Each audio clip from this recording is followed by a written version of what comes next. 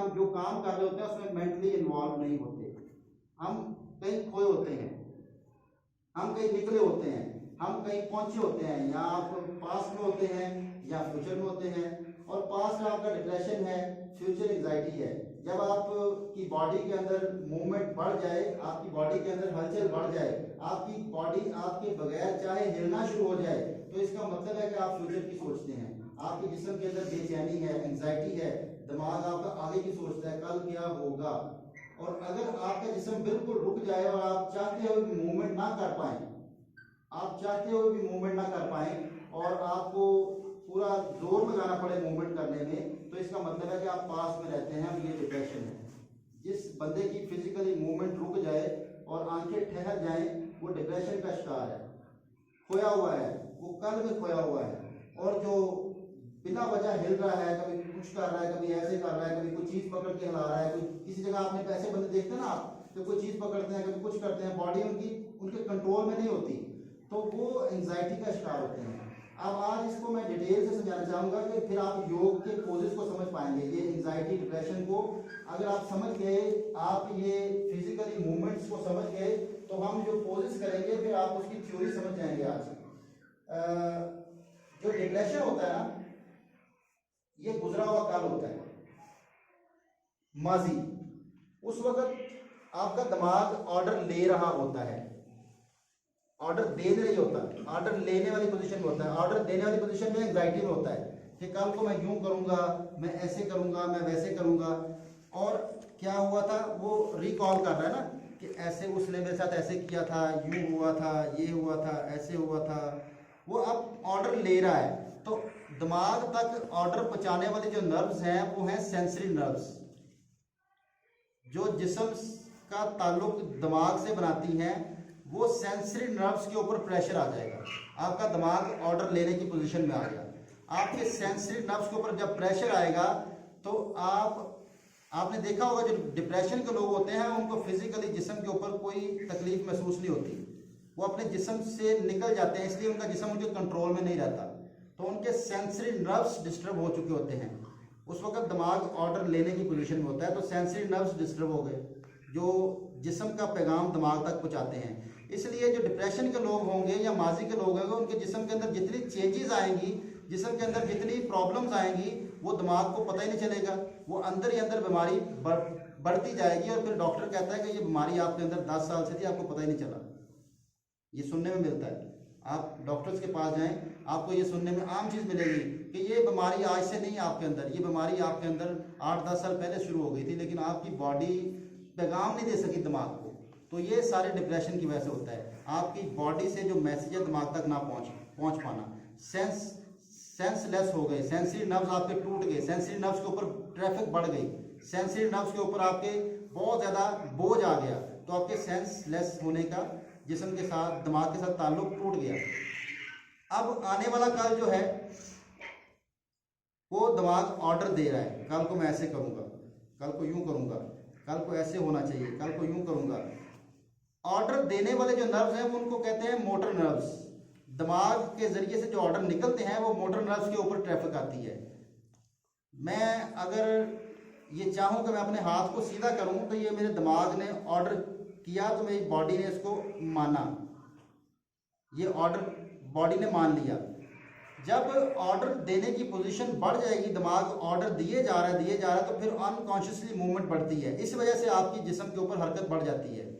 जितने लोगों को जिस्म के ऊपर हरकत बढ़ जाती है, हरकत ज़्यादा आना शुरू हो जाती है, उसकी बड़ी वजह यह है कि उनका मोटर नर्व्स के ऊपर प्रेशर बढ़ जाता है। मोटर नर्व्स उनके तेज चलना शुरू होते हैं, मोटर नर्व्स के ऊपर बहुत प्रेशर आ जाता है, क्योंकि दिमाग ऑर्डर देने की पोजीशन में है। दिमाग बार बार ऑर्डर दे रहा है, ऑर्डर दे रहा है, ऑर्डर दे रहा है कि कल को यूं करना है, प्लानिंग कर रहा है। तो वो सारे का सारा प्रेशर जिस्म के मोटर नर्व्स के ऊपर आता है। जब मोटर नर्व्स के ऊपर आपका प्रेशर आता है तो फिर दिमाग जिस्म के ऊपर ग्रिप हो बैठता है, फिर दिमाग का जिस्म से कनेक्शन कमजोर हो जाता है। आप जिस्मानी तौर पर कुछ मूवमेंट करना चाहते हैं वो नहीं कर पाएंगे, आप अपने जिस्म को रोकना चाहते हैं नहीं रोक पाएंगे। और योग में जो पोजेस का डिस्कस है, पोजेस का जिक्र है, वो आसन, आसन का लफ्जी मतलब है ठहरना, किसी एक पोजीशन में ठहरना। 45 मिनट जो मैंने बोला प्रैक्टिस करने के हैं, उसमें तकरीबन 20 मिनट आपके पोजेस के हैं। 20 मिनट से ज़्यादा पोजेस करेंगे तो ऐसे ही है कि आप मेडिसिन ज़्यादा खा रहे हैं ज़रूरत से ज़्यादा। अगर ज़रूरत से ज़्यादा मेडिसिन खाई जाए या एक ही मेडिसिन को आप कई सालों इस्तेमाल करें तो उसका असर ख़त्म हो जाता है, उसका असर ज़ीरो हो जाता है। डॉक्टर क्या करते हैं, वो केमिकल चेंज करते हैं, या वो उसकी पोटेंसी लो करते हैं या हाई करते हैं और उसको चेंज करते हैं। इसी तरह अगर आप वर्जिश को समझ लें, जो पोजेस हम करते हैं, जो एक्सरसाइज हम करते हैं, अगर आप साल से एक पोजेस कर रहे हैं तो आपके जिस्म का हिस्सा बन चुके हैं। अब आप अपने जिस्म का हिस्सा जो बना चुके हैं उनका वो इफेक्ट नहीं आएगा जो नए पोजेस करने से आएगा, नई एक्टिविटी करने से आएगा। वो जिस्म के ज़रूरत से ज़्यादा आपने उनको कर लिया है।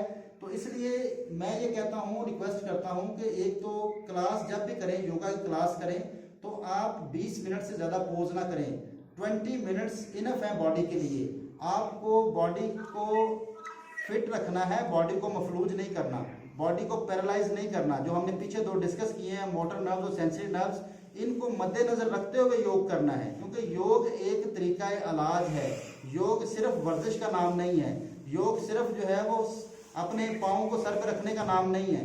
योग एक तरीका इलाज है। अपने जिस्म को जानते हुए, अपने जिस्म को पहचानते हुए, आप अपने साथ अटैच होके, लम्हे के साथ मौजूद होके आप कोई भी एक्ट करते हैं तो आपकी बॉडी उससे जो है उस सेहतमंद होती है। आपके जिस्म के अंदर जितने ऑर्गन्स काम कर रहे हैं, जितने आपके अंदर जो भी फंक्शन चल रहे हैं, वो सारे के सारे ब्रेन के जरिए से चलते हैं। अगर आपका ब्रेन मफलूज हो गया तो आपके सारे सिस्टम, सॉफ्टवेयर डिस्टर्ब हो जाएगा। जैसे कि आजकल विंडोज करप्ट हो जाती है कंप्यूटर की, मोबाइल का अगर सॉफ्टवेयर डिस्टर्ब हो जाए तो ये हार्डवेयर तो बिल्कुल ठीक होता है, लेकिन मोबाइल चलने के काबिल नहीं होता।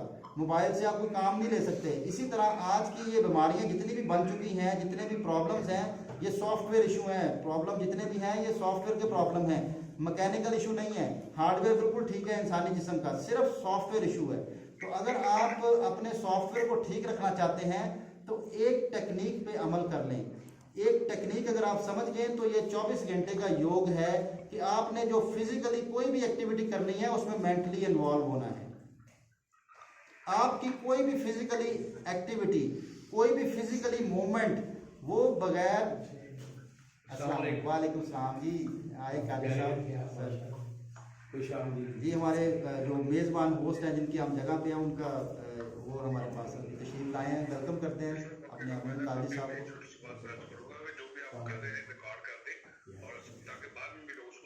जी बिल्कुल जी, रिकॉर्डिंग हो रही है सर, ये रिकॉर्डिंग हो रही है, ये रिकॉर्डिंग हो रही है और ये सबको मिल जाएगी, जितने लोग पार्टिसिपेंट हैं इनको रिकॉर्डिंग मिल जाएगी जी। तो अगर आप फिजिकली मूवमेंट कोई भी कर रहे हैं, फिजिकली कोई भी एक्ट कर रहे हैं, आप फिजिकली कुछ भी कर रहे हैं, अगर आप मेंटली उसमें इन्वॉल्व होना शुरू हो जाएं तो ये 24 घंटे का योग है, 24 आवर्स का योग है। अगर आप अपने से बिछड़े हुए हैं, आप कोई एक्टिविटी करते हैं, फिजिकली एक्टिविटी करते हैं और आपको पता ही नहीं कि आप एक्टिविटी कर रहे हैं, दिमाग कहीं और है, जिस्म कहीं और है, तो उसमें जिस्म का भी नुकसान होगा और काम भी खराब होगा, आपके मसल इंजरी भी हो सकती है। जैसे कि हम अक्सर देखते हैं एक्सट्रीम लेवल के स्ट्रेचेस किए जाते हैं, एक्सट्रीम लेवल के पोजेस किए जाते हैं, तो उससे क्या नुकसान होता है कि आपके जिस्म के अंदर मसल टूट जाते हैं, मसल्स, आपकी इंटरनल मसल इंजरी हो जाती है, जिसको मेडिकल टर्म में कहते हैं मसल टीयर कर गया, कि मसल का ब्लड उससे निकल गया, कतरा या 2 कतरे निकल गया, तो वो सारी ज़िंदगी फिर वो रिपेयर नहीं होता, वो फिर सारी ज़िंदगी दर्द जिस्म के अंदर रहती है। आप 2 तरीके से उस दर्द को ख़त्म कर सकते हैं। एक तो ये है कि आप ढीठ हो जाएं, जैसे कि अक्सर हार्ड वर्कर जो होते हैं उनके जिस्म के ऊपर इतना ज़्यादा वो, अगर आप उनके हाथ को पकड़ के देखें तो वो उनको महसूस नहीं होता। आप चाहे किसी भी जोर से पकड़ लें, प्लास से पकड़ लें, उनको महसूस नहीं होता। आप हार्ड वर्कर के हाथ को देखें तो अगर महसूस नहीं हो रहा है, इसका मतलब है कि सेंसरी नर्व्स काम नहीं कर रहे, सेंसलेस हो गए आप। तो ये अच्छी चीज़ है या बुरी चीज़ है? अगर वही हाथ जो सेंसलेस है अगर आग के ऊपर आ गया तो जल जाएगा, पता भी नहीं चलेगा, हाथ जल जाएगा पता भी नहीं चलेगा, या कोई चीज़ काट देगी पता भी नहीं चलेगा। तो बॉडी को सेंसलेस नहीं करना, बॉडी की सेंसेस को एक्टिव करना है। आप जो भी करें आप सेंसिबल होकर करें, आप जितने भी पोजेस करें आपकी बॉडी महसूस करनी चाहिए, अगर आप महसूस नहीं कर पा रहे तो वो योग नहीं है। तो योग क्लास के कुछ असूल हैं, उन असूलों को समझना बड़ा ज़रूरी है। अगर आप योग क्लास शुरू करना चाहते हैं तो आपको किस तरतीब से योग क्लास को करना है। सबसे पहले योग शुरू करने का जो पहला स्टेप है, आपने आज योग करना है, आप मैट के ऊपर योग करना चाह रहे हैं, योग की प्रैक्टिस करना चाह रहे हैं, तो पहले नंबर पे आपको क्या करना है, एक मैट ले लें या चटाई ले लें या जायनमाज बिछा लें, ज़मीन के ऊपर कोई चीज़ बिछा लें, आप उसके ऊपर बैठ जाएं आप। और आप सबसे पहले जिस जगह पे आप मौजूद हैं, जिस जगह पे आप योग करने लगे हैं, वहाँ अटैचमेंट करें, उस जगह पे हाज़िर हों, आँखों के ज़रिए देखें, कानों के ज़रिए सुने, महसूस करें, लम्हा मौजूद में आए, प्रेजेंट मोमेंट को आप अवेल करें। जिस जगह पे आप योग करने लगे हैं, सबसे पहले मेंटली हाज़िर होना अहम है। सबसे पहले आपने मेंटली इन्वॉल्व होना है उस जगह पे कि मैं इस जगह मौजूद हूँ, इस जगह बैठा हूँ। मैं जितने लोगों के साथ बैठे हैं उन लोगों को मद्देनजर रखें कि ये लोग मेरे साथ बैठे हैं। आप प्रेजेंट मोमेंट में आए, देखने से, सुनने से, सूंघने से, चखने से, कोई चीज़, ये सारी जो सेंसेस हमने डिस्कस की हैं, आप लम्हा मौजूद में आप पहले सबसे पहले अपने आप को हाजिर करें। फिर सबसे अहम जो चीज़ है करने की वो है सुखासन। शुरू योग होता है सुखासन से। अगर आप योग क्लास शुरू करना चाहते हैं तो आपने सुखासन नहीं किया तो आपने योग शुरू कर लिया तो आपने योग नहीं किया, वो आपने जिस्मानी मशक्क़त की। सुखासन लोग कहते हैं कि आलती पालती मार के बैठने को सुखासन कहा जाता है, लेकिन मेरी स्टडी के मुताबिक फिजिकली पोजीशन का नाम सुखासन नहीं है। सुखासन मेंटली कैफियत का नाम है। जहाँ दुख होगा वहाँ सुख नहीं होगा। अपने पहले दुखों को बुलाएं, किसने क्या किया था, क्यों किया था, क्या किया था, ऐसे क्यों हुआ था, यूं क्यों हुआ था। अगर खाली नहीं कर पाए आप दिमाग को तो आप सुखासन में नहीं आ सकते। सुखासन सुखी पोजीशन का नाम है, दिमागी कैफियत का नाम है, जिसको हम फिजिकली पोजीशन में ढूंढना चाहते हैं। आलती पालती में बैठ के हम कहते हैं सुखासन लगा लिया हमने, ये आम है, गलत आम है। आलती पालती को सुखासन कहा जाता है, हालांकि सुखासन फिजिकली पोजीशन, आपको पता होना चाहिए, आप सब लोग ये नोट कर लें कि सुखासन फिजिकली पोजीशन का नाम नहीं, सुखासन दिमागी कैफियत का नाम है। अगर जिस्मानी पोजीशन बना के सुख मिलता होता तो फिर वो तो बहुत ही आसान होता सुख। दुनिया में तो कोई दुखी होता ही ना, कोई परेशानी रह ही ना जाती। एक मोमेंट या एक फिजिकली पोजीशन या एक आसन लगा के अगर सुख मिल जाता तो बहुत ही आसान हो जाता सुखासन, सुख लेना। तो अगर आप सुखासन को नहीं करते, आप फिजिकली मूवमेंट्स करते हैं, आप जिस्मानी मशक्क़त करते हैं, आप जिस्मानी तौर पर अपने आप को थकाते हैं और थक के आप समझते हैं कि मैं एग्जॉस्ट हो गया हूँ और मैं बड़ा फिट हो गया हूँ, तो आपको सबसे पहले मेंटली रिलैक्स होना है। आपने एक तो जब आप अटैचमेंट करते हैं लम्हा मौजूद के साथ, काफ़ी ज़्यादा आप सुखासन में आ जाते हैं, आपका दिमाग खाली हो जाता है, आप प्रेजेंट मोमेंट में आ गए। फिर आप जब सुखासन करने की कोशिश करेंगे तो उसके लिए पहली टेक्निक क्या है, आप ब्रीदिंग शुरू करेंगे। योग ब्रीदिंग से शुरू किया जाता है, योग पोजेस से शुरू नहीं किया जाता। योग क्लास शुरू की जाती है सबसे पहले ब्रीदिंग करके उस पर तवज्जो लेके आए। आप अटैच हो गए रूम के साथ, आप पार्क के साथ अटैच हो गए, जहाँ आप बैठे हैं वहाँ अटैच हो गए। अब आप अपने साथ अटैच होना शुरू हों, अपनी सांसों के ऊपर तवज्जो लेके आएँ। सांस को लेते हुए महसूस करें और निकालते हुए महसूस करें।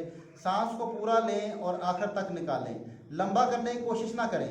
ये जब भी आप किसी भी चीज़ को करने की कोशिश करते हैं तो वो अजियत होती है या वो जबर होता है, तो जिस्म के ऊपर या किसी भी चीज़ पे जबर नहीं करना, योग जबर से मना करता है। आप पूरा सांस को लें, पूरा खारिज करें, जितना आपकी कैपेसिटी है सांस लेने की उतना लें और एंड तक उसको निकालें। हाँ, ये कर सकते हैं कि आप सांस को निकालते हुए डबल वक्त में निकालें ताकि आप प्रेजेंट मूवमेंट के साथ जुड़ें। जब आप सांस के ऊपर तवज्जो लेके आएंगे तो आपका दिमाग सेंसलेस होना शुरू हो जाएगा। जब आप सांस से निकलेंगे तो आपकी फिर सोचें आना शुरू हो जाएंगी। अभी आप बैठे बैठे सब लोग सांस पे तवज्जो लेके आए, ज़रा सांस लेने की कोशिश करें।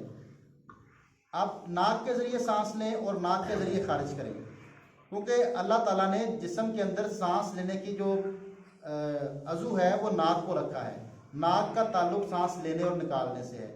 जब लोग नाक से सांस लेके मुंह से निकालते हैं तो उससे बहुत सारे नुकसानात भी होते हैं, दांत भी जल्दी गिर जाते हैं, आपको वोमिटिंग भी होती है और बहुत सारे मसाइल, मुंह में गर्मी दाने बनना शुरू हो जाते हैं। इसलिए सांस को कभी भी नाक के बगैर ना निकालिए, मुंह से मत निकालिए। जिन लोगों के मुंह में गर्मी दाने बहुत सारे बनते हैं वो मुंह से सांस निकालते हैं, क्योंकि जब सांस निकालते हैं तो जिस्म से गंदगी निकलती है, टॉक्सिन्स निकलते हैं, वो टॉक्सिन्स मुंह के अंदर रह जाते हैं।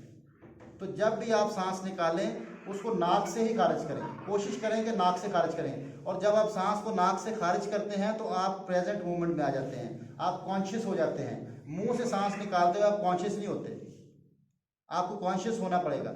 आप नाक से सांस लें, नाक से खारिज करें। अभी आप थोड़ी सी प्रैक्टिस करें ताकि आपको महसूस हो। सांस नाक से लें, पूरा सांस को लें, रिदम में, तरतीब में, पूरी तवज्जो सांस के ऊपर लेके आएँ। आप जैसे नाक के ऊपर पूरी तवज्जो ले आएँ, सांस ले रहे हैं और निकाल रहे हैं, सांस ले रहे हैं और निकाल रहे हैं। फिर सूफीज़्म में इसमें जिक्र भी आ जाता है कि आप सांस के साथ जिक्र करते हैं, वो भी आप कर सकते हैं। इसमें योग ने इसको उद्गीत प्राण कहा है। योग ने आज ही मैं आपको एक ब्रीदिंग सिखा देता हूँ। योग ने इसको कहा है उद्गीत प्राण।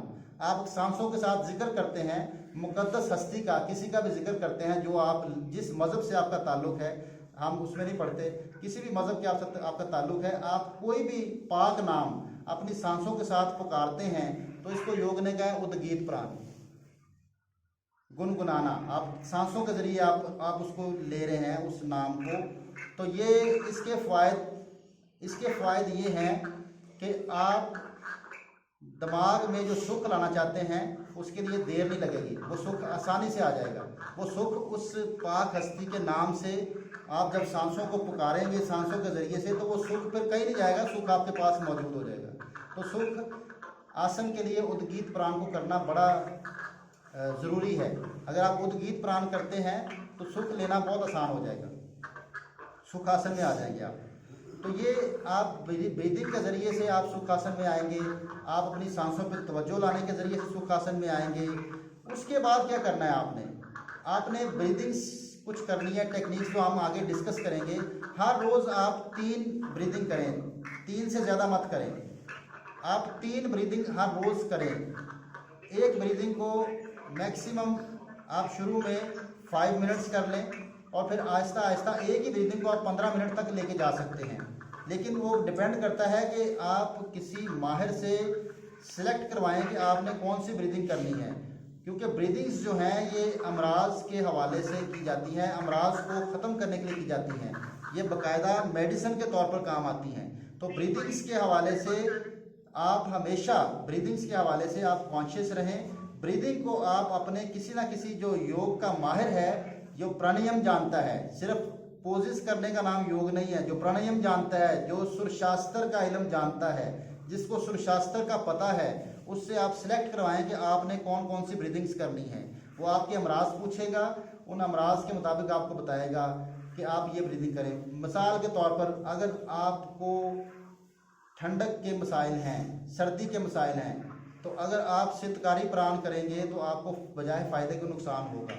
अगर आपको गर्मी के मसाइल हैं, हरारत के मसाइल हैं, आप कपालभाति करेंगे आपको नुकसान होगा, आपको फ़ायदा नहीं होगा। आप अग्निसर करेंगे आपको नुकसान होगा, फ़ायदा नहीं होगा। इसी तरह आप सूर्या भेदी करेंगे उसके नुकसान होंगे, फ़ायदे नहीं होंगे। तो हमेशा सुरशास्त्र को जानने वाला ही बता सकता है कि कौन से सुर लगाने हैं आपने और किस तरह लगाने हैं।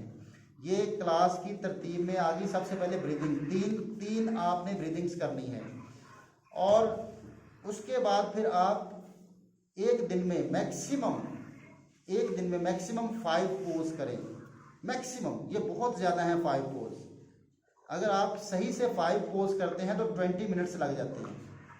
20 मिनट्स में 5 पोज आपके हो जाते हैं। और अगर आप एक्चुअल जानते हैं पोजेस करना, जो कि हम आगे इंशाल्लाह डिस्कस करेंगे, 5 पोजेस आपके मैक्सिमम हैं। 20 मिनट से आपने ज़्यादा नहीं करना।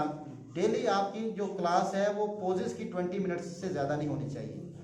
उसके बाद फिर आप जो है आप मेडिटेशन करेंगे, लेट जाएं, मुराकबा करेंगे। आप अपने जिस्म की जो आपने मूवमेंट्स के ज़रिए मुराकबा किया है उसको हम डायनामिक मेडिटेशन कहते हैं। जो आप जो फिज़िकली पोजेस करते हैं ना, अगर आप उनको हम जो आगे जा करेंगे टेक्निक्स हम डिस्कस करेंगे तो वो डायनामिक मेडिटेशन है। पोजेस करना भी मेडिटेशन है, पोजेस करके भी आप मुराकबे की पोजीशन इख्तियार कर सकते हैं, वो डायनामिक मेडिटेशन है। और जिसमें बहुत ज़्यादा फिर आपको अपने जिस्म के ऊपर अबूर आ जाता है, तो आपका दिमाग पूरी तरह आपके जिस्म को कंट्रोल में ले आता है। वो डायनामिक मेडिटेशन के ज़रिए होता है, मदहोशी कैफियत में जाके।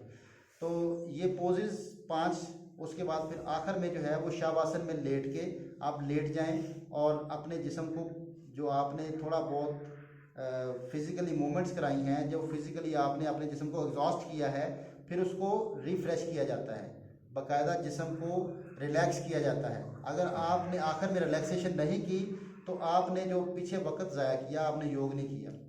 आखिर में बॉडी को रिलैक्स करना बड़ा ज़रूरी है। कोई भी क्लास, कोई भी किसी किस्म की क्लास आप करते हैं योग की, तो आखिर में आपको 5 मिनट्स कम से कम बॉडी को रिलैक्स करना चाहिए। 5 मिनट्स आपको रिलैक्सेशन ज़रूरी है। और ये आपकी क्लास की रूटीन होगी। क्लास की रूटीन मैक्सिमम आपने कोशिश करना है कि 1 घंटे से ऊपर ना जाए। ये ब्रीदिंग भी बीच में आ जाए, आपकी पोजेस भी आ जाएं और आपकी रिलैक्सेशन भी आ जाए। मैक्सिमम आपने कोशिश करनी है कि ये 1 घंटे से ज़्यादा ना हो।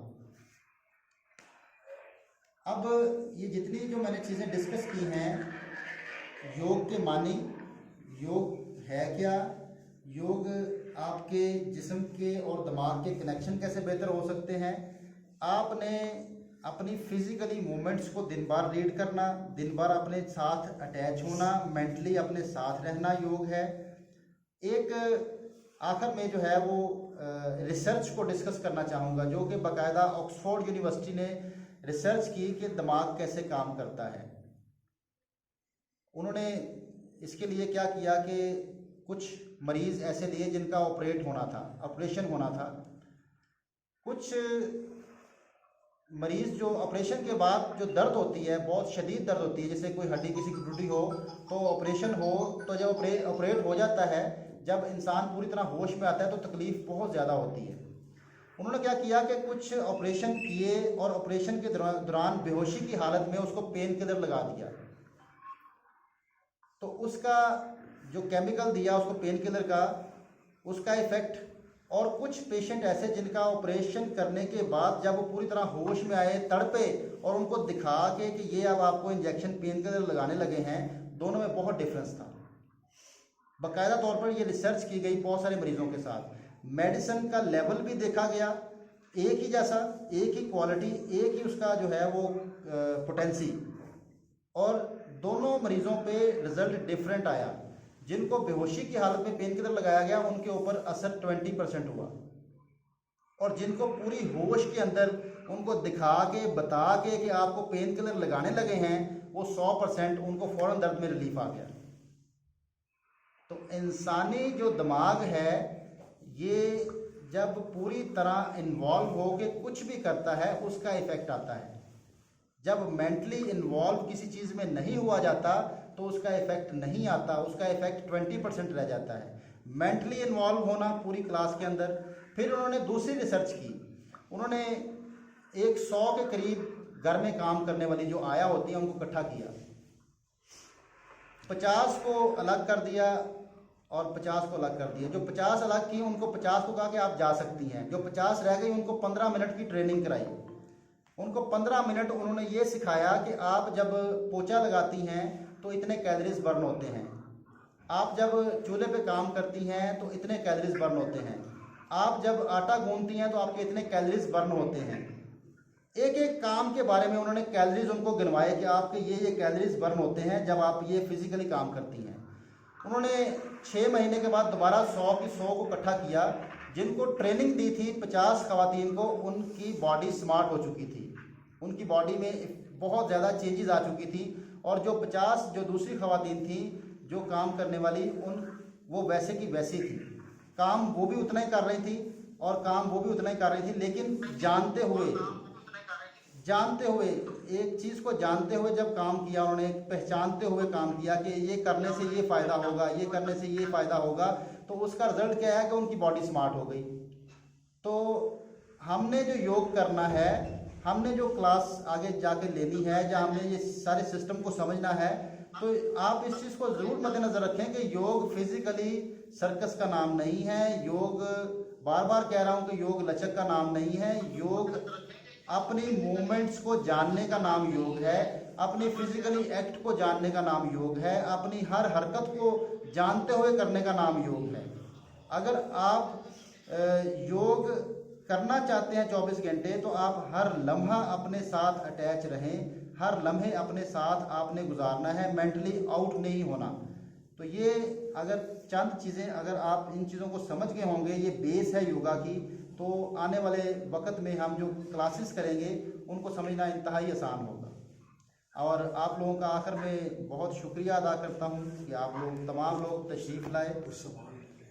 हाँ, सवाल अगर कोई है तो आप मुझसे कर सकते हैं जरूर, आज पहले दिन भी सवाल ले लें।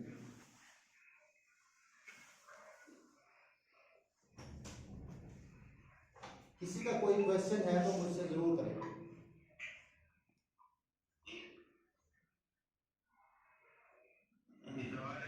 जी जी बोलिए बोलिए जी बोलिए।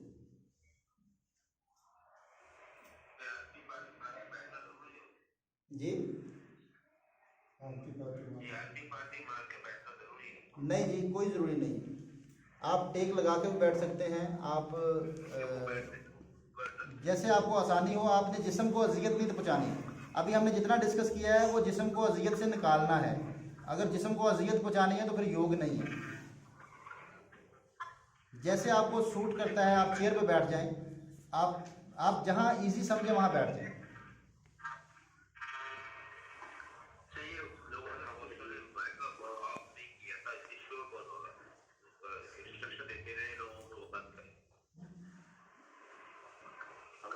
जी जी बोलिए।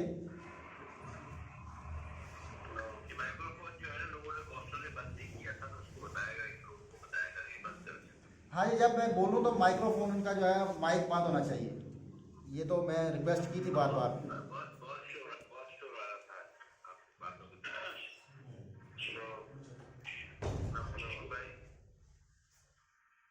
जी जी क्वेश्चन प्लीज। जी जी बोलिए।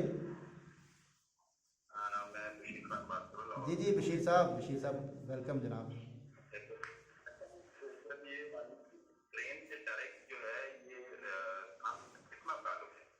जी ब्रेन का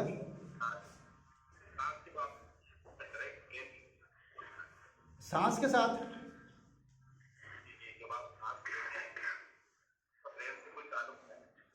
जी सांस का ताल्लुक ब्रेन के साथ 80% आपकी ब्रीदिंग जो है वो, आपकी जो ऑक्सीजन है वो दिमाग को चाहिए। 80% दिमाग ऑक्सीजन पे है, 80%। 20% ग्लूकोज पे जो जिस्म से लेता है वो।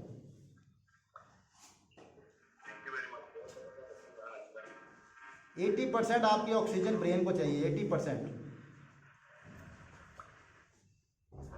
जी जी बोलिए।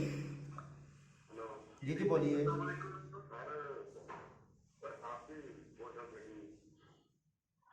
हेलो।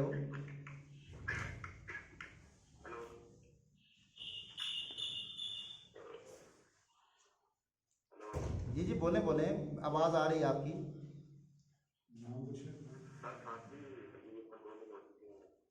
खांसी के लिए जो है वो आप फिश पोज करें, अपने गले को स्ट्रेच करें ऊपर की तरफ।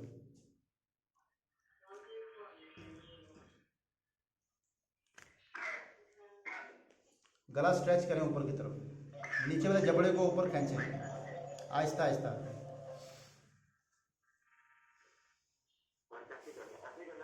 नीचे वाले जबड़े को ऊपर खींचें।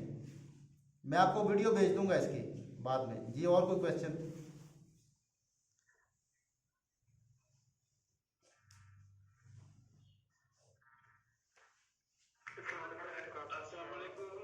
वालेकुम सलाम। वालेकुम सलाम।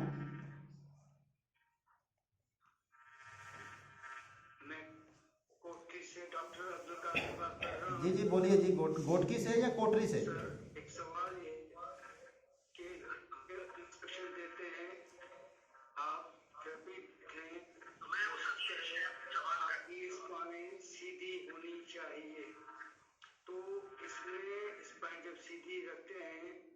बॉडी पे स्ट्रेन पड़ता है, जी जी क्या बहुत जरूरी है कि आदमी की स्पाइन बिल्कुल सीधी हो या थोड़ी सी उसमें लचक आए? इस पे जरा सा आप अपना राय दीजिएगा। जी जी जी, स्पाइन को जब आप अकड़ाते हैं तो फिर स्ट्रेन आता है। अकड़ाना नहीं है, सीधा करना है। हम अक्सर लोग जो है वो इसको अकड़ा लेते हैं, इसको सीधा समझते हैं। बस आपने कमर को थोड़ा रिलैक्स रखते हुए सीधा करना है, बिल्कुल अकड़ा नहीं लेना। अब जब जितना अकड़ाएंगे बॉडी को तकलीफ होगी, फिर खिंचाव भी आएगा। तो जिस्म को ढीला रखते हुए आपने करना है, रिलैक्स रखते हुए, ओवर स्ट्रेच नहीं करना। ओवर स्ट्रेच नहीं करना।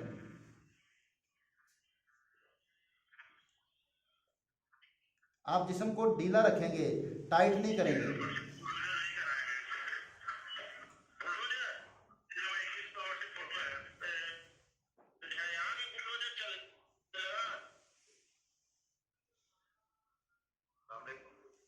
वालेकुम सलाम। वालेकुम सलाम जी, बोलिए।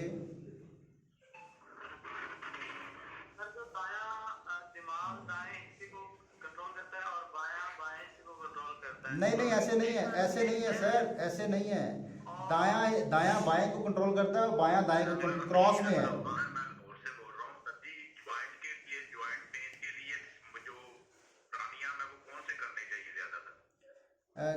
जॉइंट पेन के लिए जो है, अगर आप आर्थराइटिस है उनको, तो इनको वायु मुद्रा बनवाएं। वायु मुद्रा, ये पहली उंगली फोल्ड कर लें बस। पहली उंगली फोल्ड करके पकड़ लिया करें और 15 मिनट कम से कम दिन में 3-4 दफा बैठ के या लेट के, बना जोर नहीं लगाना। ये पहले जॉइंट के ऊपर अंगूठा फोल्ड कर लें। वायु मुद्रा, वायु मुद्रा आप सर्च कर लें, वायु मुद्रा। ये पहली उंगली को फोल्ड कर लें और अंगूठे को ऊपर फोल्ड करें, उंगली के ऊपर।